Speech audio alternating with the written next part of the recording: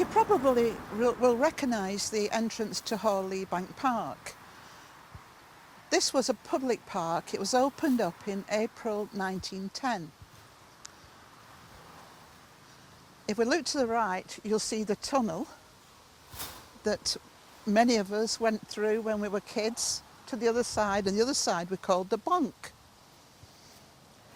I'm going to go a little bit further into the park. It's a lovely autumnal day, so I'm enjoying this walk.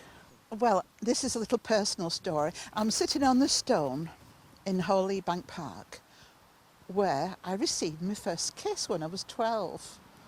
And I'm not going to tell you who it was, but I've never kissed a boy before, and this is where it was. This brook was once called Corner Brook. Now it's called Hawley Brook.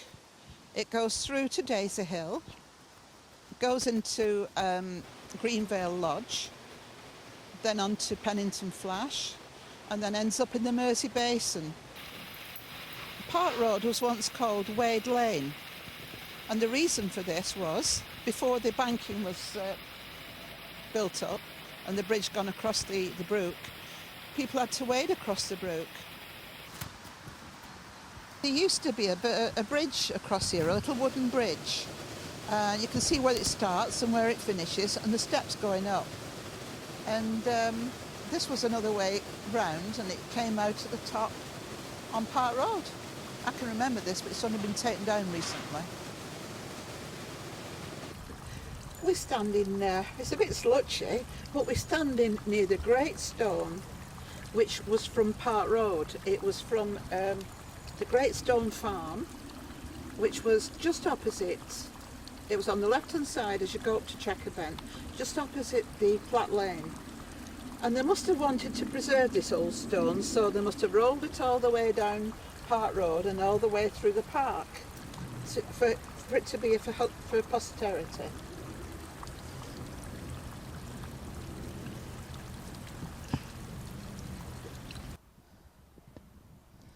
This is the wishing well. Have you got a penny, Ted, to make a wish? Well, this is what we used to do. We used to throw all our pennies and make a wish. Mine came true quite a lot, especially the one about being kissed by that 12-year-old boy.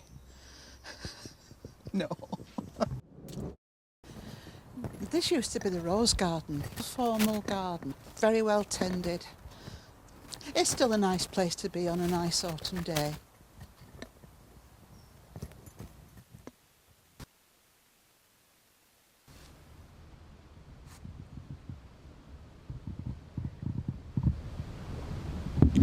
On a day like today, it's beautiful, but it's a little bit slippery underfoot. But this is a wonderful path. It's just after the rose garden, and it turns off left. And there are some lovely diagonal set stones, and this leads up to Kiln Cottage, where Old Mary and Daniel Hayes lived. I'm sitting in Mary's cottage now. I'm sure it would have been more comfortable had she been here, but she was around in the 1860s and 70s, and this was a little cottage, called Kiln Cottage, after the brick kiln which must have been nearby. She was a silk weaver, and Daniel was a banksman at the colliery.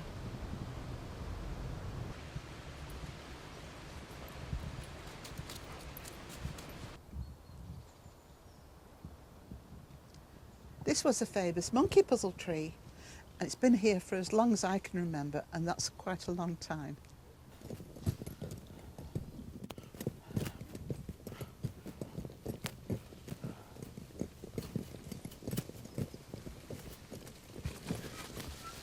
I had a brilliant day at this park. It's been brilliant today.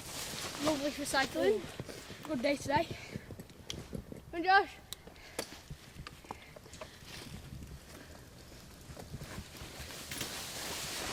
I had a brilliant day today in this park. A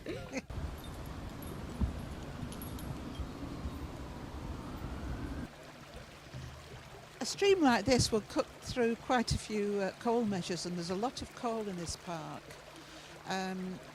In the 1800s, there were at least 3 pits in this park, and you can see the on the 1849 Ordnance Survey map, you can see where the shafts were. There's a lot of outcrop comes up here as well, the coal outcrops up here.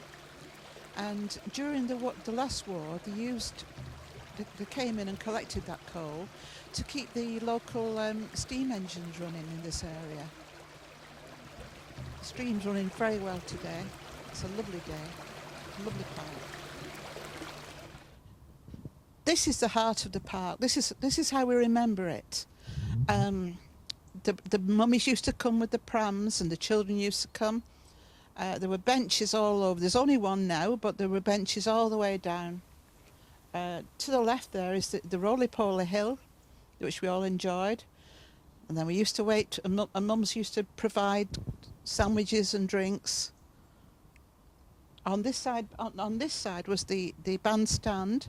Next to it was the sand pit, a proper sand pit, and then there was a beautiful sort of stepped paddling pool behind that, right at the back, down there.